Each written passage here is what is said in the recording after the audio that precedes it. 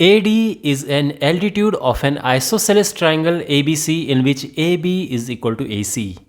तो एक isosceles triangle हमारे पास है और इसमें ये A B C है और AB is equal to AC और AD एक एल्टीट्यूड है। तो यहाँ से A से एक परपेंडिकुलर लाइन ये जा रही है इस पे, तो ये हो गया D। AD एक एल्टीट्यूड है। एल्टीट्यूड होता है जो 90 डिग्री पे पड़ता है, ये ध्यान रखना। तो यहाँ पर अगर एल्टीट्यूड लिखा हुआ है तो इसका मतलब ये है कि सामने वाली साइड पे हम परपेंडिकुलर ड्रॉ कर रहे हैं। तो ये 90 डिग्री है, ये क्वेश्चन में गिवन है, ये ध्यान रखना। तो हम यहाँ पे ये बना सकते हैं। हमें प्रूव क्या करना है? हमें प्रूव ये करना है कि जो ये AD है, जो एल्टीट्यूड है, वो BC को बाइसेक्ट करता है, यानी ये और ये इक्वल है। ये हमें प्रूव करना है। और साथ में ये इस एंगल को दो बराबर हिस्सों में बांटता है, यानी जितना एंगल ये है उतना ही एंगल ये है। अब क्योंकि ये दोनों हमें फाइंड करने हैं, इसलिए यहाँ पे हम वो नहीं लिखेंगे। जो चीज़ फाइंड करते हैं यहाँ पे नहीं मेंशन करते हैं फिगर में। फिगर में वही चीज़ें मेंशन करते हैं जो गिवन होती हैं। गिवन ये है जो मैं बता चुका हूँ कि यहाँ पर ये और ये इक्वल हैं और ये एक एल्टीट्यूड है। तो ये कैसे प्रूव होगा? जो यहाँ पे ये चीज़ें हैं वो कैसे हम फाइंड आउट करेंगे? वो फाइंड आउट तब हो जाएंगी अगर ये ट्राइंगल और ये ट्राइंगल कॉन्ग्रुएंट प्रूव हो जाते हैं। तो हमने इन ट्राइंगल्स को कॉन्ग्रुएंट प्रूव करना है, ठीक है। तो यहाँ पर ये एक पहला ट्राइंगल ये है, दूसरा ट्राइंगल ये है। अब ये कैसे कॉन्ग्रुएंट प्रूव होंगे? तो यहाँ पे इन्फॉर्मेशन क्या क्या है, ऑफ कोर्स हम लिखना शुरू करेंगे, लेकिन लिखने से पहले माइंड में एक बार हम इसको सॉल्व कर लेंगे या रफली सॉल्व कर लेंगे। तो ये तो आप आराम से देख सकते हैं कि ये साइड और ये साइड इक्वल है। अगेन हम इन किन दो ट्राइंगल्स की बात कर रहे हैं? एक है ट्राइंगल ADB, दूसरा ट्राइंगल ADC। ये ट्राइंगल 1, ट्राइंगल 2। तो एक तो ट्राइंगल ADB में ये साइड ट्राइंगल ADC की साइड के इक्वल है, ये वाली साइड AD दोनों के लिए कॉमन है। उसके अलावा ये एंगल और ये एंगल दोनों इक्वल हैं। अब यहाँ पे कौन सी प्रॉपर्टी लग रही है? तो ध्यान रखना, ये एक एंगल है, ये एक साइड है, ये एक साइड है। लेकिन अगर आप ये सोच रहे हो कि यहाँ पे साइड एंगल साइड लग रहा है तो आप गलत हो, क्योंकि साइड एंगल साइड एक प्रॉपर ऑर्डर में नहीं है। ये साइड साइड एंगल ऑर्डर बन रहा है और साइड साइड एंगल कोई प्रॉपर्टी नहीं होती है। तो ये साइड एंगल साइड यहाँ पर नहीं है। तो यहाँ पर क्या है? यहाँ पर प्रॉपर्टी लग रही है RHS, राइट एंगल ना, यानी ये एंगल जो है 90 डिग्री। इसके बाद हाइपोटेन्यूस, यानी ये हाइपोटेन्यूस, और फिर साइड यानी ये वाली साइड, दोनों के लिए जो कॉमन है। तो ये एक्चुअल में RHS प्रॉपर्टी से ये कॉन्ग्रुएंट यहाँ पर प्रूव हो रहे हैं। ओके, चलिए अब हम लिखना शुरू करेंगे। तो बेसिकली ये हाइपोटेन्यूस है, ये राइट एंगल है, और यहाँ पर ये साइड जो आप देख रहे हैं, ये वाली साइड AD कॉमन हो गई है। तो हम लिखेंगे कि इन ट्राइंगल ADB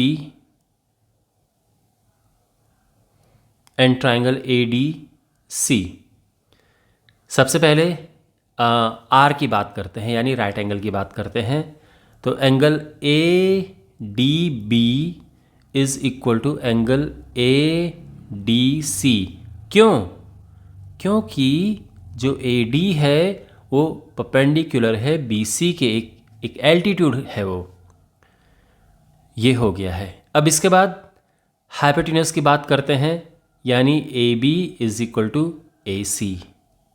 तो ट्राइंगल 1 में जो AB है वो ट्राइंगल 2 के AC के इक्वल है। और ये कैसे इक्वल है? ये गिवन है क्वेश्चन में। AD दोनों के लिए कॉमन है, दोनों ट्राइंगल में AD है, तो ये कॉमन हो गया है। तो देयरफॉर किस रूल से? By RHS rule, triangle ADB is congruent to triangle ADC। ये दोनों ट्राइंगल्स कॉन्ग्रुएंट हो चुके हैं, ठीक है। और इसके बाद बिकॉज ये कॉन्ग्रुएंट हो चुके हैं तो हम ये कह सकते हैं कि देयरफॉर जो BD है वो CD के इक्वल है। अब ये BD और CD क्यों इक्वल है? ये है CP/CT से। तो ये क्यों? क्योंकि ये दोनों ट्राइंगल कॉन्ग्रुएंट हो गए ना, ट्राइंगल 1 ट्राइंगल 2, तो इसमें कॉरेस्पॉन्डिंग पार्ट्स इक्वल होते हैं। तो कॉरेस्पॉन्डिंग पार्ट्स कौन कौन से हैं? तो यहाँ पे देखो, ये साइड और ये साइड इक्वल है, दूसरे वाली साइड कॉमन है, तो तीसरी साइड बची, वो तीसरी साइड भी आपस में कॉरेस्पॉन्डिंग हो गई, ये इक्वल हो गई है। तो ये CP/CT से इक्वल हो गई है, क्योंकि एक बार कॉन्ग्रुएंट प्रूव हो गए तो उनकी सारी चीज़ें इक्वल होती हैं। तो तीनों साइड, पहले ट्रायंगल की तीनों साइड दूसरे ट्रायंगल की तीनों साइड की इक्वल होगी, इसीलिए BD और DC यहाँ पे इक्वल हो गए हैं। इसको हम CP/CT लिख देंगे। अब बिकॉज ये इक्वल है तो देयरफॉर हम इसको ये भी कह सकते हैं कि जो AD है वो BC को बाइसेक्ट करता है। AD बाइसेक्ट्स BC, है ना भाई। अगर ये और ये इक्वल है तो यही तो हुआ ना कि ये दो बराबर टुकड़ों में बंट गया है, यानी AD ने BC के दो बराबर टुकड़े कर दिए हैं। इसके बाद यहां पर ये एंगल और ये एंगल इक्वल है। ऑल्सो